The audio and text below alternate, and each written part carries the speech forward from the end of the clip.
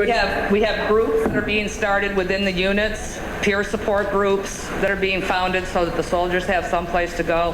We have counselors all over the state that are donating their time free. The problem is it's not getting down to the soldiers. Yeah, and we didn't even know about that, so this is good news. Well, they're mandated to have the road to reintegration. Yes, I heard about that. So, and they're busy getting it going. Good. So you might want to Can we get your name? Courses with them. Will you put a star next to your name? I want to talk to you. I want to talk to you. Thank you. Thank you. Okay, I don't know how that goes. See, I don't think this is out into the general public. No. Yeah. Yeah, I mean, that's part of what we want to do is just develop those lines of communication so not only the therapeutic community but also the public will know where to go, how to get help, and particularly that there's no sin, there's no, it's not cowardly to get help. In fact, I think it takes as much courage to face this once you're struggling with it. Any other questions? Other questions or comments? Yes.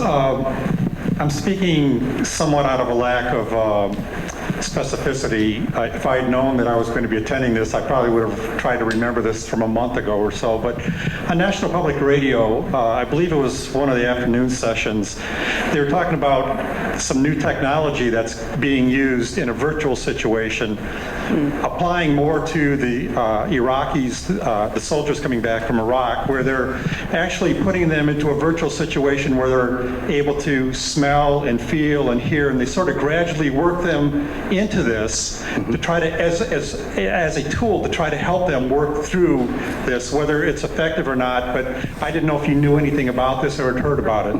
I've heard about it. I know a little bit and read a little bit. It's fascinating. Part of the trick, one whole group of therapies, the desensitization therapies, what they do is they go back and have the person re-experience the trauma or what they're afraid of. It can also work for phobias, but while they're relaxed, while they're in a different state. And so you kind of attach a different response to the memories. And we find very often just visualizing, the situation, but again in small increments. You would just maybe, what was like that morning, and you don't go to the real scary stuff till they've had a lot of experience and a lot of chances experiencing and visualizing less frightening or less dangerous, I guess you'd say, experiences. And that works for most people, but it doesn't work for everybody. Because one thing you have to do is be able to visualize. You have to have the kind of movies in your head to get this to work well. So the virtual reality using the computer simulations and smells and so forth will work for those folks who can't visualize and may actually even be more effective, even for folks who can visualize, because they're more there. It's more realistic and they can really re-experience it more. And it also perhaps gives the possibility of re-experiencing it in a different way, which is more positive or has a different outcome. Well, Jim, is my mic on? Yeah. Jim might be able to speak to that. I don't want to put you in this. Well, you could say no, can't you? I don't know. I would question the effectiveness about that for individual memories. I think the smells might be a good deal, but I don't know how you do that, because each person seems to be bothered by their particular memories. I mean, I think they're on the right track. But I'm just saying that for this, it's out there. The computer, it's amazing. Trying to see how they can bring them through. It makes a lot of sense, but again, it'll be interesting. We'll have to look at. The nice thing about visualizing it yourself is you were there. You know what are the important stimuli that really trigger, and you remember it. And a good therapist will work with you to develop a scene that really fits what bugs you or what you're more likely to react to. One more question formally in the program, and then you'll stay around. Yeah, we'll stay around informally, but that way we can release people. One more question. Well, Jim was going to follow up on it. Oh, I'm sorry, Jim, go ahead. No, I was just going to say, in answer to your question, that I think it takes a combination of things, and you don't always find the thing that's going to work right off the bat. What was important to me was to find different things. Sometimes the individual therapist and I, from the very beginning, just did not have it. Just wasn't there. It's not going to work. Don't waste your time. Don't waste the therapist's time.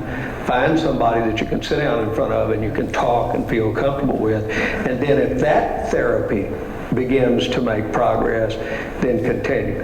But for me, from the veterans' outlook, jump out of it if it's not working. Don't waste your time, because this is not something you can waste time on. Can't do it. You make a decision to go to it, you've got to be dedicated to get there.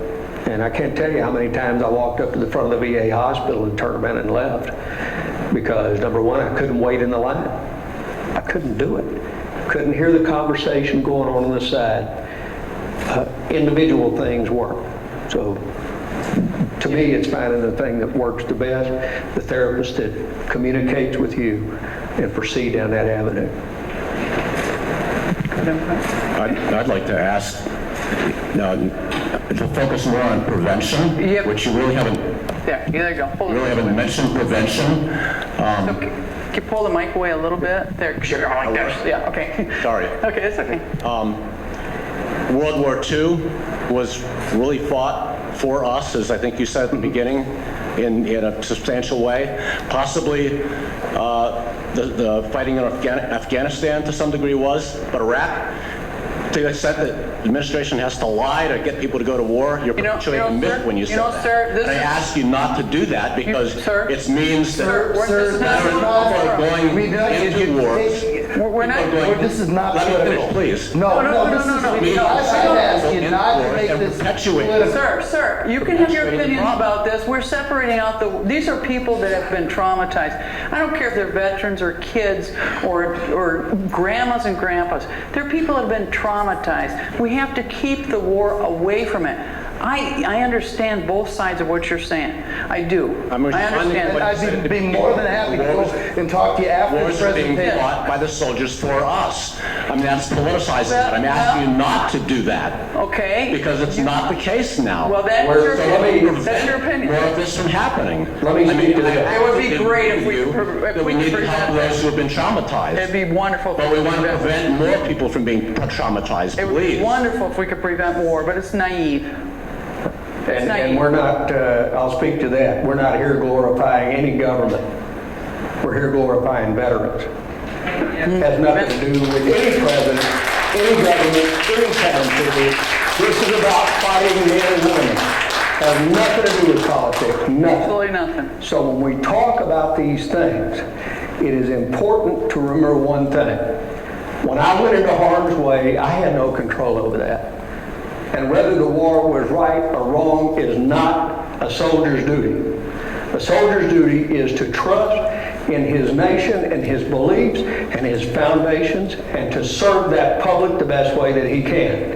If we're wrong, we're wrong. But that's not my fault as a soldier. And we will not take that responsibility, and we will not take that type of chastisement. It is a soldier's job to do his job. You're in the Roman Empire, you're in the United States Army. It makes no difference. We're set by Caesar, we're set by George Bush. There is no difference. You're doing your job. There is no difference, because in my young life growing up, all I ever heard was war was against right and wrong. Anybody believe that? Because war is not against right and wrong. War is right against right. Right.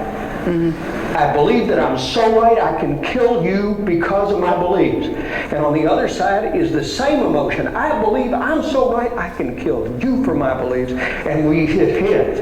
Because if it's simply right and wrong, what's the fight? What's the fight? The definitive line is there and it's drawn. I'm on this side, you're on that side, I'm right and you're wrong. Simple. Each side believes they're right. There is nothing simple about war. So that's my answer to that question. We're not here to serve a government. It has nothing to do with that. This is here to honor veterans.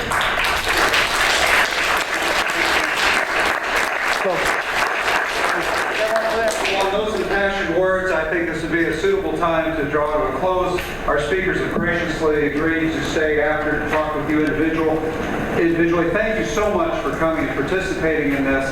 I think your intensity in listening has complemented their intensity. I want to thank the three speakers, each in your capacity. Thank you for having us. Thank you.